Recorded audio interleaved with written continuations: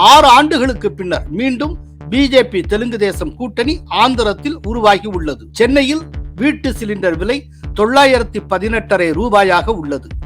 மோடியின் அறிவிப்பு மூலம் இனி சிலிண்டர் விலை 818 ரூபாயாக குறையும். இந்த முறை ஒட்டுமொத்தமாக நேருவின் பாரம்பரியம் மிக்க உத்தரப்பிரதேசத்திலிருந்து ராகுல் காந்தி ஓட்டம் எடுத்து விட்டார்.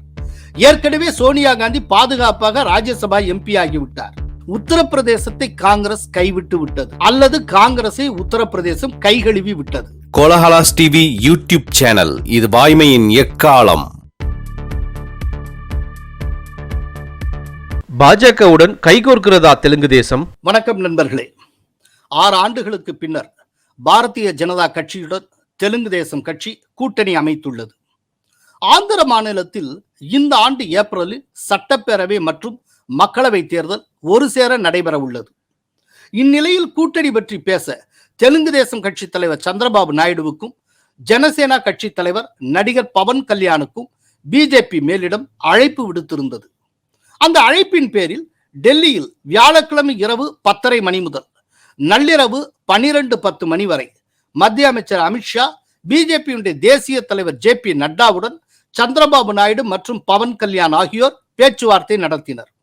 இதில் பிஜேபி தெலுங்கு தேசம் ஜனசேனா கட்சிகளுக்கு இடையே கூட்டணி உறுதி செய்யப்பட்டது. தொகுதி பங்கீடு குறித்து நேற்று வெள்ளிக்கிழமை காலை முதல் மீண்டும் தங்களது பேச்சுவார்த்தையை இதே தலைவர்கள் தொடங்கினர். ஆந்திரத்தில் மொத்தம் 175 சட்டப்பேரவை தொகுதிகளும் 25 மக்களவை தொகுதிகளும் உள்ளன. ஏற்கனவே 24 சட்டப்பேரவை தொகுதிகளையும் 3 மக்களவை தொகுதிகளையும் தன்னுடைய தோழமை கட்சியான பவன் கல்யாணி ஜனசேனா கட்சிக்கு தெலுங்கு தேசம் வழங்கிவிட்டது. கடந்த 2014 தேர்தலின் போது ஆந்திரத்தில் பிஜேபிக்கு 4 MP தொகுதிகளையும் 13 சட்டப்பேரவை தொகுதிகளையும், அதாவது MLA தொகுதிகளையும் தெலுங்கு தேசம் ஒதுக்கி இருந்தது. இவற்றில் 2 MP மற்றும் 4 MLA தொகுதிகளில் பிஜேபி வெற்றி பெற்றது. டெல்லியில் நேற்று நடந்த பிஜேபியுடனான தொகுதி பங்கீட்டின் போது பிஜேபி 7 MP மற்றும் 10 MLA தொகுதிகளை கேட்டிருப்பதாக தெரிய வந்திருக்கிறது. ஜனசேனா கட்சிக்கு ஏற்கனவே 3 MP மற்றும் 24 MLA தொகுதிகளை ஒதுக்கி இருக்கும் நிலையில் பிஜேபி கேட்ட தொகுதிகளை ஒதுக்க முடியாத சூழ்நிலையை சந்திரபாபு நாயுடு சுட்டிக்காட்டினார். இதைத் தொடர்ந்து ஆந்திரத்தில் 9 சட்டப்பேரவை மற்றும் 5 மக்களவை தொகுதிகளை பிஜேபி கேட்டிருக்கிறது. காளஹஸ்தி, ஜம்மலமடுகு, கைகலூரு, தர்மாவரம், வடக்கு விசாகப்பட்டினம், அரக்கு மற்றும் மத்திய விஜயவாடா ஆகிய சட்டப்பேரவை தொகுதிகளையும், திருப்பதி, ராஜம்பேட்டை, ராஜமுந்திரி, நரசாபுரம், அரக்கு ஆகிய மக்களவை தொகுதிகளையும் பிஜேபி கேட்கிறது. பேச்சுவார்த்தை நடந்து முடிந்த நிலையில் நேற்று மாலை ஆந்திரத்தில் உள்ள 12 தொகுதிகளை சார்ந்த தன்னுடைய கட்சி நிர்வாகிகளிடம் சந்திரபாபு நாயுடு டெல்லியிலிருந்து தொலைபேசி மூலம் பேசியிருக்கிறார். கூட்டணி கட்சிகளுக்காக நாம் சில தொகுதிகளை இழக்க வேண்டி வரும். அப்படி நடந்தால் அந்த தொகுதிகளைச் சேர்ந்த நம்முடைய கட்சி நிர்வாகிகள் நம்பிக்கை இழக்கக்கூடாது. தெலுங்கு தேசம், பாரதிய ஜனதா கட்சி, ஜனசேனா கூட்டணி ஆட்சி அமைந்ததும் கண்டிப்பாக தொகுதிகளை விட்டுக் கொடுத்த நிர்வாகிகளுக்கு தக்க நன்மை செய்யப்படும் என உத்தரவாதம் அளித்திருக்கிறார். ஆதலால் 6 ஆண்டுகளுக்கு பின்னர் மீண்டும் பிஜேபி தெலுங்கு தேசம் கூட்டணி ஆந்திரத்தில் உருவாகி உள்ளது. இதனால் ஆந்திரத்தை ஆளும் ஜெகன்மோகன் ரெட்டி தலைமையிலான YSR காங்கிரஸ் கட்சிக்கு பின்னடைவு ஏற்படுவது உறுதி. ஆந்திரத்தில் பழைய கூட்டாளியான சந்திரபாபு நாயுடு NDAக்கு திரும்புகிறார்.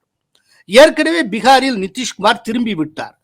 ஒடிஷாவில் நவீன் பட்நாயக் NDAவுக்கு வருவார் என்று எதிர்பார்க்கப்படுகிறது. இந்த அடிப்படையில் அதிமுகவும் NDAவுக்கு திரும்பும் என்ற யூகங்களும் வதந்திகளும் ரெக்கை கட்டி பறந்தன. ஆனால் நேற்று செய்தியாளர்களிடம் பேசிய ADMK பொதுச் செயலாளர் எடப்பாடி பழனிசாமி, பிஜேபியிடமிருந்து வெளியே வந்த முடிவில் மாற்றமில்லை, பிஜேபியுடன் கூட்டணி கிடையாது என்று திட்டவட்டமாக கூறிவிட்டார். பாரதிய ஜனதா கட்சி கூட்டணியில் இருந்து அனைத்து இந்திய அண்ணா திராவிட முன்னேற்றங்களும் விலகிவிட்டது என்று தெளிவாக அறிவிச்சிட்டோம். அன்றைக்கே சொல்லியாச்சு. இதன் மூலம் பிஜேபியுடன் அதிமுக கூட்டணி வைக்கும் என்கிற வதந்தி முடிவுக்கு வந்திருக்கிறது. சோ பிஜேபி ADMK கூட்டணி திட்டவட்டமாக இல்லை. எரிவாயு சிலிண்டர் விலை குறைக்கப்பட்டிருக்கிறதே. நாடு முழுவதும் வீட்டு உபயோக சமையல் எரிவாயு சிலிண்டர் விலையை மத்திய அரசு ரூபாய் 100 குறைத்துள்ளது. மகளிர் தினத்தை முன்னிட்டு இதற்கான அறிவிப்பை பிரதமர் மோடி நேற்று எக்ஸ் வலைப்பக்கத்தில் வெளியிட்டார். அந்த பதிவில் அவர் என்ன தெரிவித்திருக்கிறார் என்பதை பார்ப்போம். மகளிர் தினத்தை முன்னிட்டு எல்பிஜி சிலிண்டர் விலையை ரூபாய் 100 குறைக்க மத்திய அரசு முடிவு செய்துள்ளது. இந்த முடிவு நாடு முழுவதும் பல லட்சம் மக்களின் குடும்ப நிதிச்சுமையை ஓரளவு குறைக்கும். குறிப்பாக பெண் சக்திக்கு வலிமை தரும். சமையல் எரிவாயு சிலிண்டரை மேலும் எளிதாக வாங்கும் நிலையை உருவாக்குவதன் மூலம் மக்களின் நலனை உறுதி செய்வதோடு ஆரோக்கியமான சுற்றுச்சூழலையும் உருவாக்கலாம். பெண்களுக்கு வலிமை சேர்ப்போம் என்கிற எங்களது வாக்குறுதிக்கு ஏற்பவும் பெண்களின் வாழ்க்கையை எளிதாக்குவதை உறுதிப்படுத்தும் வகையிலும் இந்த அறிவிப்பு வெளியிடப்படுகிறது என்று மோடி தெரிவித்திருந்தார். இந்த விலை குறைப்பு இன்று முதல் அமலுக்கு வருகிறது. சென்னையில் வீட்டு சிலிண்டர் விலை 918 ரூபாயாக உள்ளது. மோடியின் அறிவிப்பு மூலம் இனி சிலிண்டர் விலை 818 ரூபாயாக குறையும். சிலிண்டர் விலை மாநிலத்துக்கு மாநிலம் வேறுபடும். கடந்த ஆண்டு ரக்ஷாபந்தன் பண்டிகையின் போது சிலிண்டர் விலையை ரூபாய் 200 குறைத்து பிரதமர் மோடி அறிவிப்பு வெளியிட்டார் என்பது குறிப்பிடத்தக்கது. பெட்ரோல் டீசல் விலை கடந்த ஓராண்டுக்கு மேலாக மாறாமல் உள்ளது. வீட்டு உபயோகத்துக்கான சமையல் சிலிண்டர் விலையும் கடந்த சில மாதங்களாக எவ்வித மாற்றமும் இன்றி விற்பனை செய்யப்படுகிறது. வர்த்தக பயன்பாட்டுக்கான சிலிண்டர் விலை மட்டும் அவ்வப்போது உயர்ந்தும் குறைந்தும் விற்பனையாகி வருகிறது. அந்த வகையில் நாடு முழுவதும் 19 கிலோ எடை கொண்ட வணிக பயன்பாட்டுக்கான எரிவாயு சிலிண்டர் விலை மார்ச் 1 ரூபாய் 19 உயர்த்தப்பட்டது. இதையடுத்து சென்னையில் வர்த்தக பயன்பாட்டுக்கான சிலிண்டர் ரூபாய் 1960க்கு விற்பனை செய்யப்படுகிறது.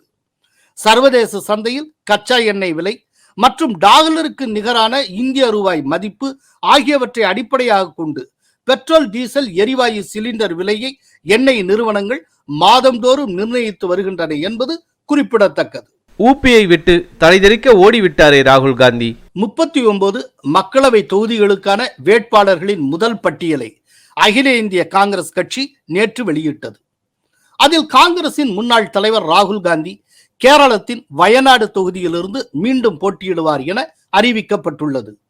வயநாட்டில் ராகுல் காந்தியை எதிர்த்து இடதுசாரி ஜனநாயக முன்னணி சார்பில் இந்திய கம்யூனிஸ்ட் கட்சியை சார்ந்த மூத்த தலைவர் ஆனி ராஜா போட்டியிடுகிறார்.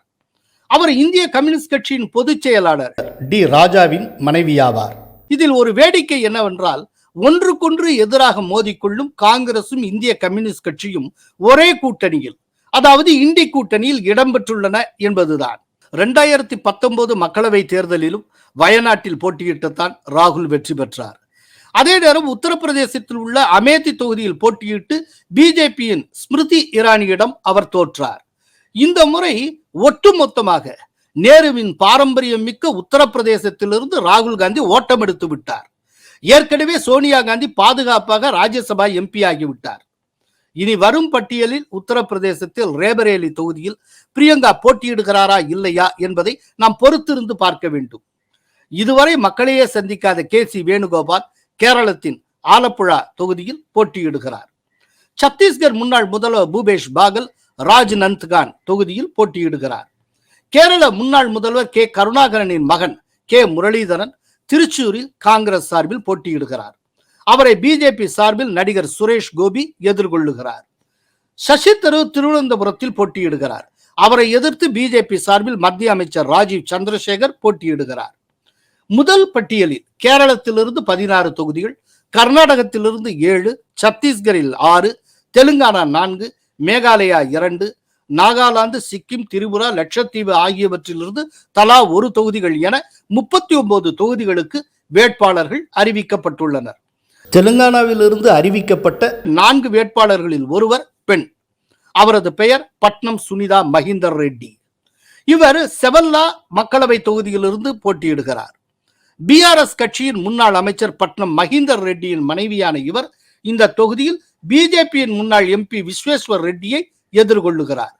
நலகொண்டா மக்களவை தொகுதியில் காங்கிரஸ் மூத்த தலைவர் கே. ஜனா ரெட்டியின் மகன் ரகுவீர் ரெட்டி போட்டியிடுகிறார். ஜனா ரெட்டியின் மற்றொரு மகன் ஜெயவீர் ரெட்டி 2023 தேர்தலில் நாகார்ஜுன சாகர் சட்டப்பேரவை தொகுதியில் போட்டியிட்டு வெற்றி பெற்றார்.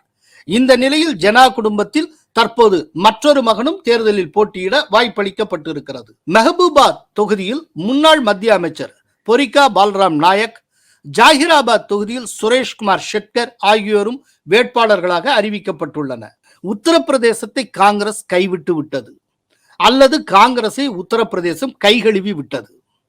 உத்தரப்பிரதேசத்தில் சரியான பிடிப்பில்லாத எந்த கட்சியும் பெரும்பான்மையுடன் மத்தியில் ஆட்சி அமைக்க முடியாது. எனவே இனி எந்த காலமும் மத்தியில் காங்கிரஸ் ஆட்சி அமைக்க போவதில்லை. இதுதான் நமக்கு கிடைக்கும் மெசேஜ். நன்றி, வணக்கம். கோலஹலாஸ் டிவி யூடியூப் சேனல், இது வாய்மையின் எக்காலம்.